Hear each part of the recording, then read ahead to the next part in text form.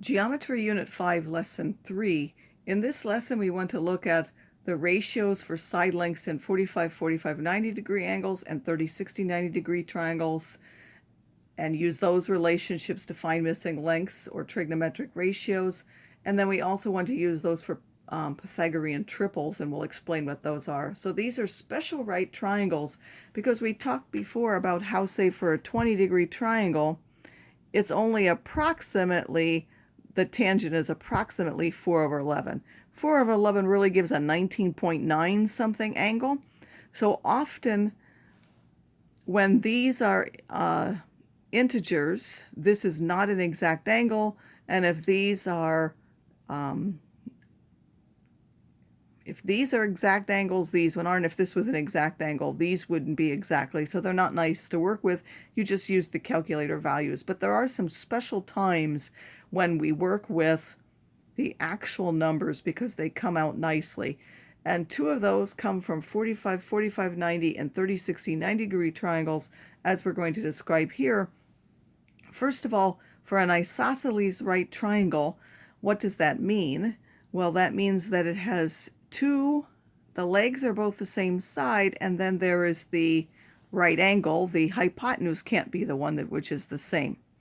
So now we want to label the angles. Well, if this is now an isosceles triangle, these two angles have to be the same. So since this is 90, these have to be 45 and 45. So this is where we get our 45, 45, 90 degree triangle from. It's an isosceles right triangle. And now we want to find this other length. So these two have to be the same. What's the length of the hypotenuse going to be? So by the Pythagorean theorem, k squared plus k squared has to be our hypotenuse, which we'll just call c for the moment. So that would be c squared. This gives us 2k squared is equal to c squared. When we take the square root, of course, because we know we're dealing with lengths, we don't have to worry about the plus or minus, even though there really is a minus solution.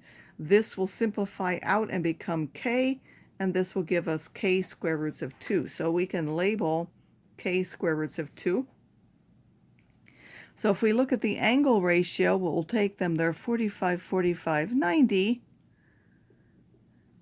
And then the ratio of these sides, if you look at them in the same order, so across from the 45 is the k, across from the other 45 is k, and then this is k square roots of 2. And sometimes people choose to just divide those by the k and say that they're in the ratio, because we could simplify that as a simplified ratio. That's 1, 1, the square root of 2. You can choose whichever way you like to do that. Sometimes I find it convenient to do this, and often I find it convenient just to do this. So if we knew either length k, then the other length is k, and for the hypotenuse, we would just multiply by the square root of 2. If we know the hypotenuse length, how would we find a leg length? So if we knew this hypotenuse length, we would have to divide by the square root of 2 in order to get whatever k was, which are the length of the others. So we would have to divide by the square root of 2. You can write that down as an algebraic equation and simply solve for it. So now let's also look at the other one. If we have an equilateral triangle and we put the altitude and take just half of it, what are the angles in this? Well, because it's an equilateral triangle, we know that 60, 60, and 60. And then for various reasons, this is 30 and 30, and we said before how the altitude cut that in two equal parts so that this angle was split into 30 and 30. But you could get that because this is a right triangle, and that has to be the complement of it. How do we know that those two halves are congruent? Well, first of all, these angles are the same, and this angle is the same, and this angle, that would make it similar, but we also have this side is in common. So by angle, angle, side, triangle similarity,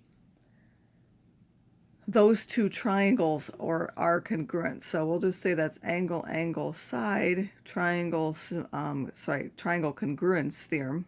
Not similarity, they're congruent because of angle, angle, side. And now let's just look at one of those. So this is 60 degrees, this is 30 degrees, and this is our right angle. And we're going to let the side across from the 30 be k.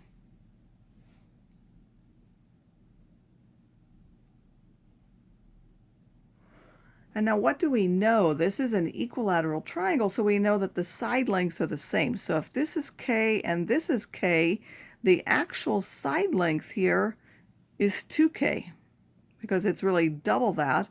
So this is 2K, and therefore in our triangle, this is also 2K.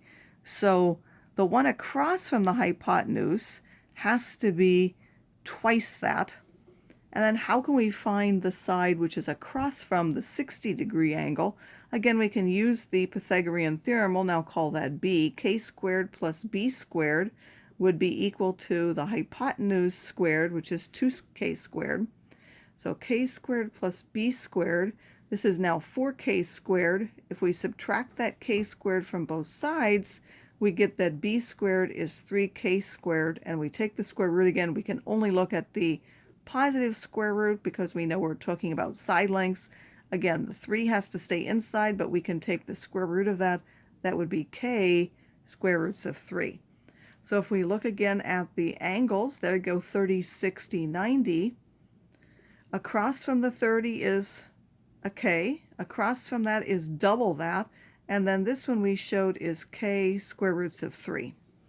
Or if we divided by k like we would when we mostly simplify ratios, we say that they're in a 1 square root of 3, 2 ratio. Again, sometimes I use one, sometimes I use the other. Generally, I often do that. So on the next page, I've simply stated that as a theorem or a result. For a 45, 45, 90, we have a 1, 1 square root of 2, where the hypotenuse is square root of 2 times the length of each leg. For a 36, 36, 90-degree triangle, I generally just remember this ratio, 1 square root of 3, 2, where the 1 is across from the 30, the 2 is across from the hypotenuse, so it's always remember the hypotenuse is twice the shorter leg, and the longer one is the square root of 3 times the shorter one. Or you can remember them in these ratios, however you wish to do it. So now it says find the unknown side lengths in each right triangle for the example. So this is a 45, 45, 90-degree triangle. We know that they come in the ratio of k, k, k square roots of 2. So that gives us now an equation that says k square roots of 2 is, k square roots of 2 is 10. It's supposed to be a 2, not a 20. And then you would divide both sides by that square root of 2. So k would be 10 divided by the square root of 2. We also know that if we're going to leave it in exact form, we don't leave it like that. So we would multiply the top and bottom by the square root of 2 to get rid of that square root. That's 10 square roots of 2 divided by 2. That's because the square root of 2 times the square root of 2 is the square root of 4, which is just 2. And then that 10 divided by 2 will give us 5 square roots of 2. So each leg length, both AC and BC, they're both 5 square roots of 2. Now you could give an approximation for that, but often when you're dealing with these, the reason you've done it is you want an exact value. The exact value would be 5 square roots of 2, which if you calculate it is about 7.07 or 7.1, depending on how many decimals you wanted. But often this is the answer you want when you have one of these two triangles. All right, in the second one, we have a 30, 60, 90. In that one, in the 30, this is, across from that is the K, across from the 90 is twice that, and across from the 60 is square roots of 3 times that value. So on this one, we have the value of K. We don't have to solve for it like here. Instead, we know that DF is K times the square root of 3. So we can take the square root of, or the K that we have, which is 5 square roots of 3, multiply by the square root of 3. That's 5 times the square root of 9, or 5 times 3, which will give us 15. And then the other side, ED, is twice what we had. So it is 2 times 5 square roots of 3, which is just 10 square roots of 3. Again, typically you just leave them in this exact form. All right, now these special right triangles, we know that they have the same side ratio, so that means they're going to have the same trig ratios just like any other specific triangles. But we're going to use those at times. So for the sine, remember it is the opposite. So if I have a 45, it's the opposite over the hypotenuse, which is now k over k square roots of 2. If I simplify that, that gives me the square root of 2 over 2. The cosine is also the adjacent over the hypotenuse, which is also k over k square roots of 2, so it will again simplify to that. And then the tangent is the opposite over the adjacent, k over k. The tangent is just 1. So if you have any 45-degree angle, the sine of that 45-degree angle is square root of 2 over 2. The cosine of any 45-degree angle is the square root of 2 over 2. So they're the same. And then the tangent of that 45-degree angle is 1. Again, these are the same because the complement is also 45, and we know that those switch. We also know it because it comes from an isosceles triangle.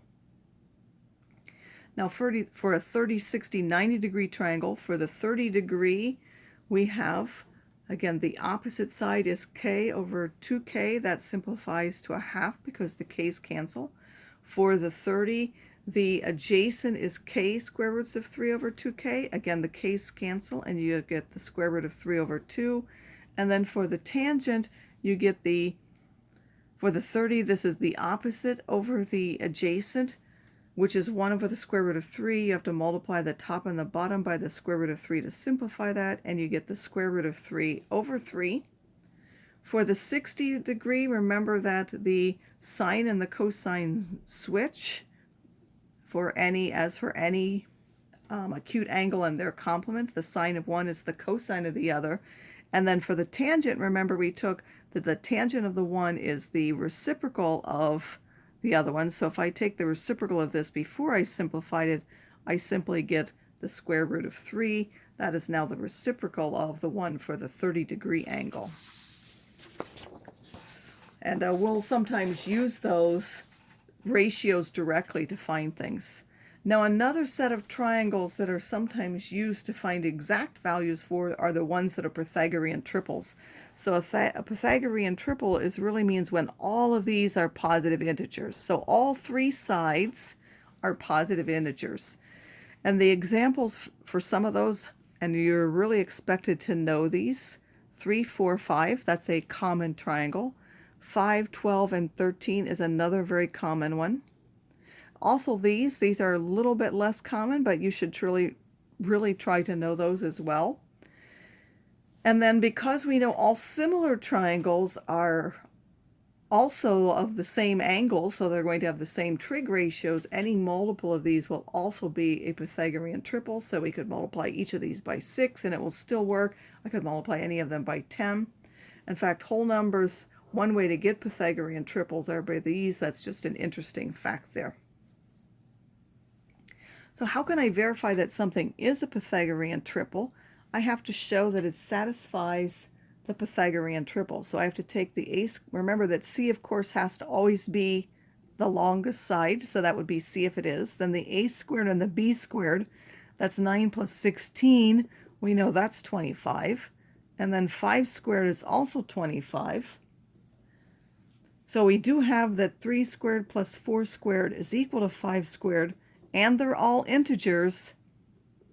So this implies 3, 4, 5 is a Pythagorean triple.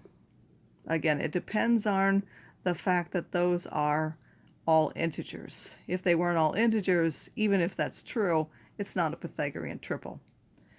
All right, now it says use a Pythagorean triple to find the unknown side length. So in order to do that, you have to find one of these which is related to this. So what you want to do is reduce this. If you divide this by 6 and this by 6, so you're going to take 18 and 24, and then the hypotenuse is missing. So we have an unknown length which is missing there. But it has to be the longest side because it's the hypotenuse. Now if I divide here by 6, I know that that is related to now 3 and 4. And then we know that the missing one for the regular triangle is the 3, 4, 5. So now if I want to go back the other way, I simply know that this missing number has to be times 6. So that would be a missing number. And the missing length, PR, is now 30. So that's why you want to know these 3, 4, 5, 5, 12, 13. And then 7, 24, 25, and 8, 15, 17. You want to be able to recognize those Pythagorean triples. It makes finding things easier when they're related to a known triple. And now just quickly, I'm going to prove that if this is a Pythagorean triple, then this has to be also. So since it's a Pythagorean triple, we know that that has to be equals c squared. And now we're going to do the same for this. Ka squared plus kb squared is we have to square each part of that, so we get k squared a squared. Then we can factor out the common k squared, so inside of here we would end up with k squared b squared. But now we know a squared plus b squared is c squared, and then we can go in the reverse of what we did here. Here we squared each one, now we can go backward. That is just kc quantity squared, and by definition, because these are now integers, assuming that k, of course, is an integer multiple, something that will give us that, that's what we're assuming, then this is a Pythagorean triple.